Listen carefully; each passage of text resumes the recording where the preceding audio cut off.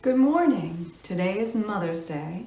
My name is Caroline, and I'm going to be telling the story for all ages, so I hope all the children at home can join in with their parents, grandparents, or caregivers and watch.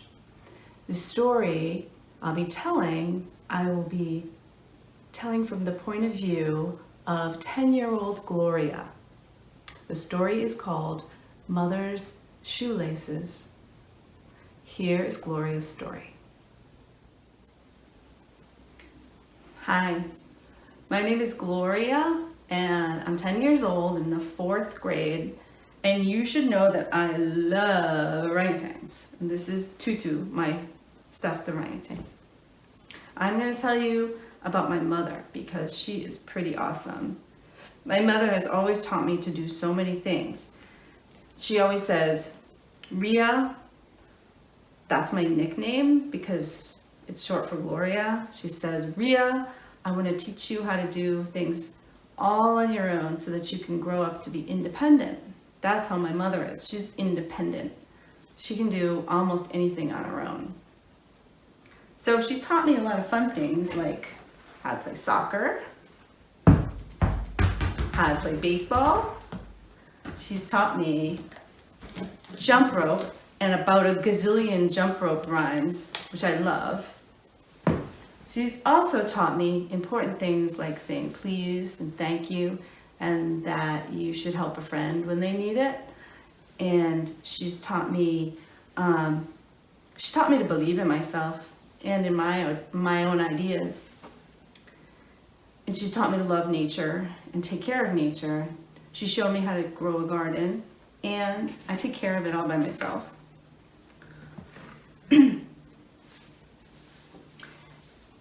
She's also taught me some really useful things, like how to change batteries in a flashlight. I know how to do that.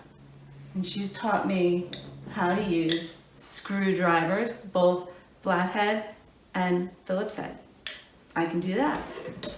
She's taught me how to sew with a needle and thread, which has been good because I've had to sew Tutu up a few times. She's also taught me one of my most favorite things, baking, and something that I like so-so, which is cooking. Mother really likes to cook. But there was one thing that she taught me that I'll never forget because it was really hard. And I was 5 years old and I couldn't tie my shoelaces. And my mother could see me crying whenever I tried to tie my shoelaces. And she'd come over and help me. And she'd always say, Ria, I promise one day you will not need my help tying your shoelaces. Keep on trying and soon you'll do it all on your own. But I'll always be here to help you. And you know what? She was right. After a lot of practice, I tied my shoelaces all on my own.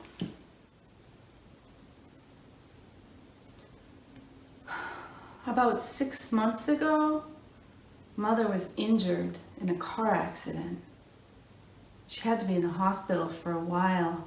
It was a spinal cord injury, and that meant that she couldn't walk again.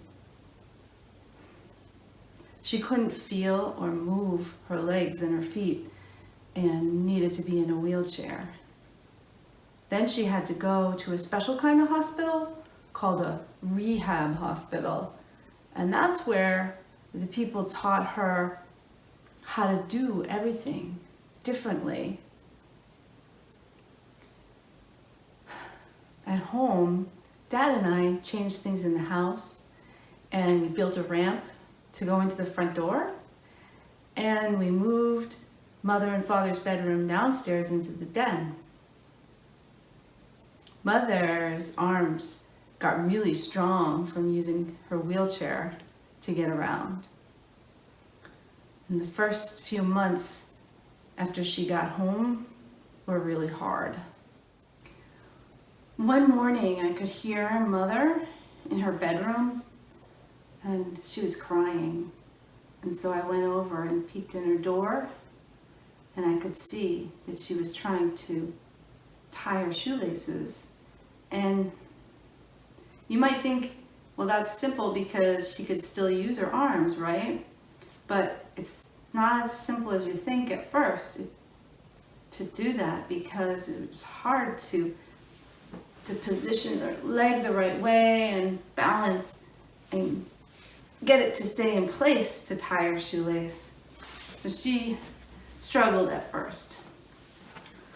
She saw me looking at her through the door, and I said, "Mother, I want to help you." And she smiled. I remember when I was 5 years old and I was frustrated tying my shoelaces. And I remembered what she said to me. So I said to her, "Mother, I promise you won't always need my help tying your shoelaces. Keep on trying, and one day you'll be doing it on your own.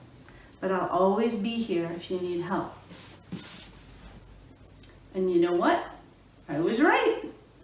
6 months after her accident, Mother was doing everything she always did on her own. Just some things she had to do differently. But one thing just hasn't changed at all. She's always trying to teach me things. In fact, this morning she said, "Ria, today I'm going to teach you the proper way to throw and catch a football." I wonder if one day you might be able to help your mother in ways that she has helped you when you've needed it. Maybe you've done that already.